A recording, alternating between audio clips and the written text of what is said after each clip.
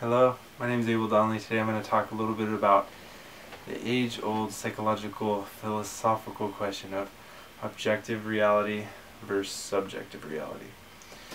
I'm going to use a lot of subjective perspectives in the Hergenon's awesome book, An Introduction to the History of Psychology.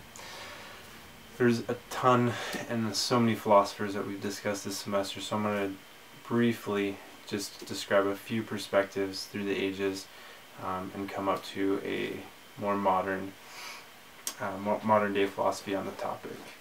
I'll start with Plato's forms. So Plato believed that there were these ideal forms, these pure forms of concepts here on earth. Take a cat or a dog. In some abstract sense, there was a pure form of what a dog was. The ideal form, dogness or catness, this essence, the truth behind here. The manifestation of it on this earth was a crude or imperfect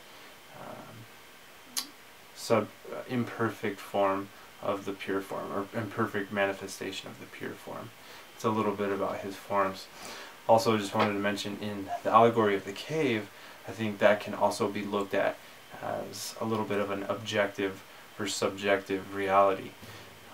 You have these people that are tied and looking at these projections of these shadows, of these people walking in front of this fire and seeing these shadows, and from their subjective perspective they think that's reality. Next I want to jump to Galileo. Galileo had a very specific concept of objective versus subjective reality. He called it primary versus secondary. So his primary was the objective, kind of like Plato's forms.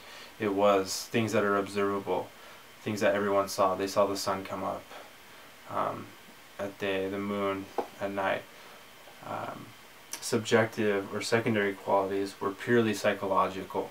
They were emotions or how we perceive color or sound. They were not as true or of great consequence as objective or primary qualities. Also, the primary qualities, they're absolute, objective, immutable, and capable of precise mathematical description. They include quantity, shape, size, position, and motion of rest. Whereas subjective reality, there's no way to really quantify your perspective of how you see something or perceive a sound.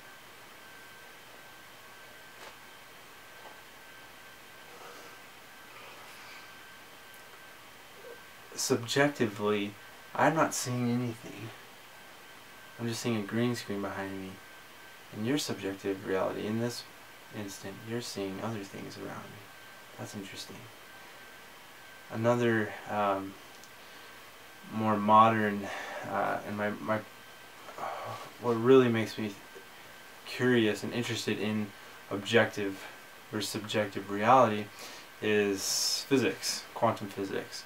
I love astronomy, and looking at the quantum level is just fascinating. And one thing is the double slit test. When looking at are atoms, are these quantum particles waves? Are electrons waves, or are they particles? Are they packets of light? We know that they're both. We know that Einstein did an experiment showing that they are indeed particles, but they're also waves of probability. And the double slit test will kind of give a quick overview of that. When we throw things, that is, matter, through two slits, we get this, two bands of hits. And with waves, we get an interference pattern of many bands. Good so far. Now, let's go quantum.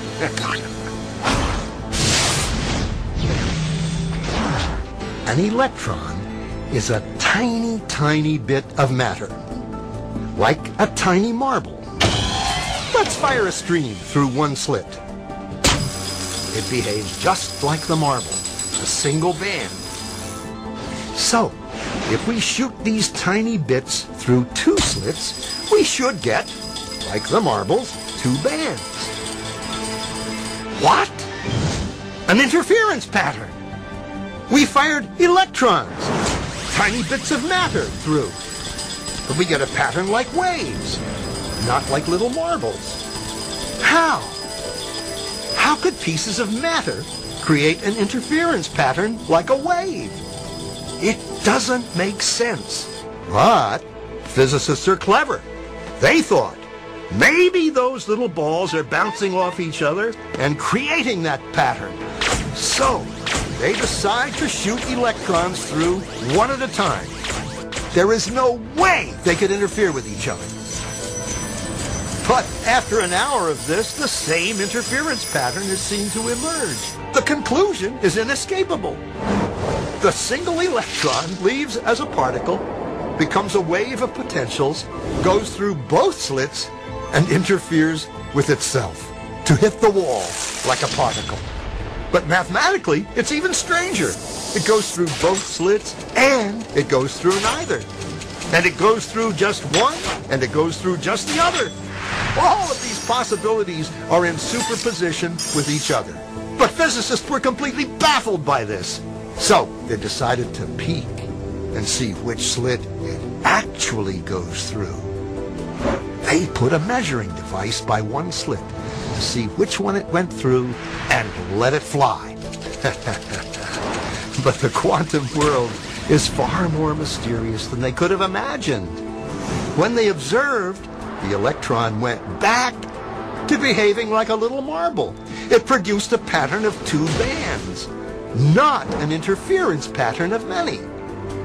The very act of measuring or observing which slit it went through meant it only went through one, not both. The electron decided to act differently, as though it was aware it was being watched. And it was here that physicists stepped forever into the strange, never world of quantum events. What is matter? Marbles or waves? And waves of what? And what does an observer have to do with any of this?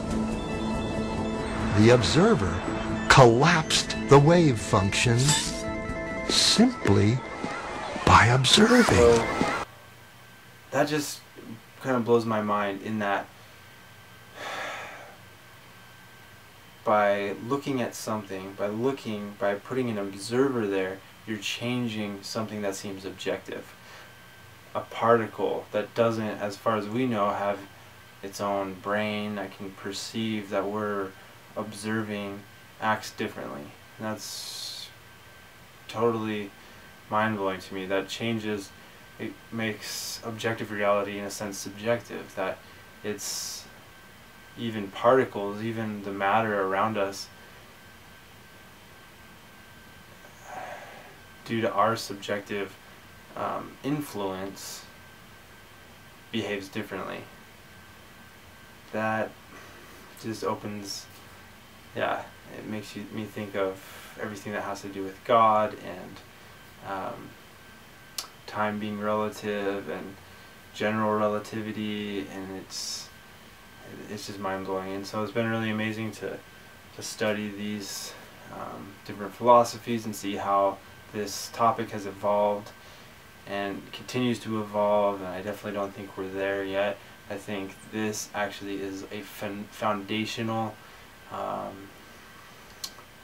idea of life, even before this life, that maybe at one time there was a complete objective reality and we decided to create multiple subjective experiences of this objective reality, thus making everything subjective. And so good luck on your finals.